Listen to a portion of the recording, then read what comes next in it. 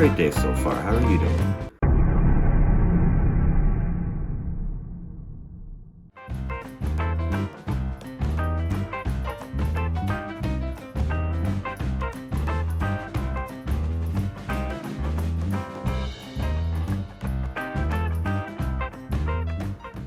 Well, first time I met him, he was very, very quiet. He came with this other guy called Hiroki Araiwa. I think I got that name right. And they were the first Japanese wrestlers that I ever met. Cougar kept to himself in the van, and Hiroki was the talkative one. I remember the first time I saw him in the ring, I couldn't believe my eyes. He was doing all these moves that you'd never even see in the WWE. He did this guillotine leg drop where he jumped over the top rope and onto somebody's head that was leaning over the side of the ring, and it scared the heck out of me. I knew eventually I was going to have to take that thing. I'd never seen a wrestler like that before in my life. And he was so quiet and so conservative. Then he puts the mask on and he's this madman. So yeah, I was 100% sold on him being one like best wrestler I've ever met. Yes, over the years we actually became really good friends. Out of all the wrestlers on the crew, I was the only one that lived downtown where all the good stuff is, so I offered for him to come and stay with me. This, of course, predates stuff like the smartphones that have translators and stuff like that, so he could barely speak a word of English, and I could barely speak any Japanese. So what we used to do is we'd go to a restaurant and we'd have our Japanese to English and English to Japanese books and try and enforce a conversation. And we got by with what little we could do, but that was kind of half the fun of getting to know him, was we were just trying to teach each other's language. And after that, every time he came to Canada, he insisted on staying with me, so we got to be really good friends, and he's like a brother to me. Oh yes, I did go to Wakayama, and it was that was one of the best trips I ever took in my life. It was a lifelong dream of mine to go to Japan, and when I finally got there, it was like this magical wonderland. Everything was so cool. Like everything that I looked at, like from the children's playground to the way the toilets were set up. And immediately I went into this wrestling match where it was one of the most intimidating things that I'd ever had in my life, because I saw the locker room and I saw these are some of the toughest men I've ever seen before, and I had to work in the ring with them.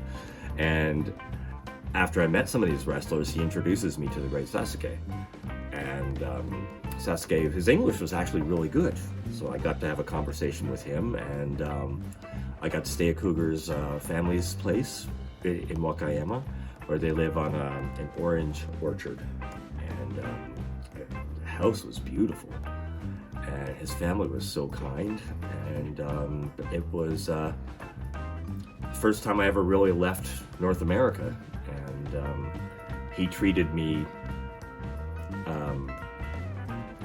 I can't begin to tell you how well he treated me to all this great kind of food, and took me to all kinds of great places. And as long as I live, I'll never forget that trip.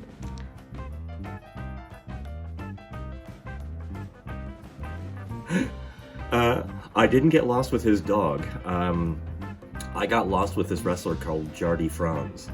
We went out for a jog, and we went around one too many corners, and we got lost. We ended up miles away from Cougar's place, and we eventually found somebody that could take us back. And Cougar's mom was going to call the police to have a search party for us. But I think it's apparently like a rite of passage when you go to Japan. You have to get lost at least once, because we didn't have GPS or anything like that. And nobody could speak English where we were, so it was scary.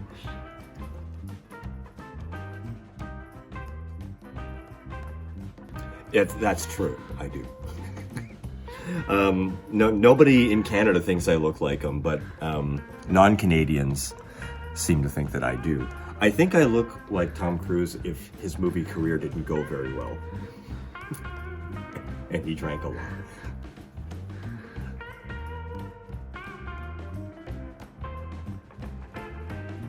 I think it's been about 7 years now that I've been fixing guitars. But I've been playing guitars for around 35 years now. And I come from a family of mechanics, so taking things apart and fixing things is kind of in my blood. So it was sort of a natural progression for me to move on to fixing these. Maybe.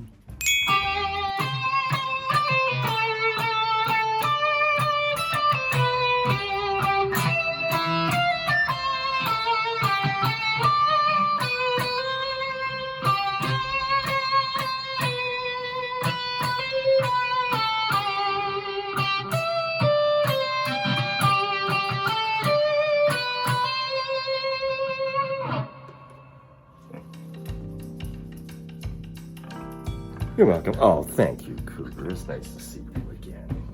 Yeah.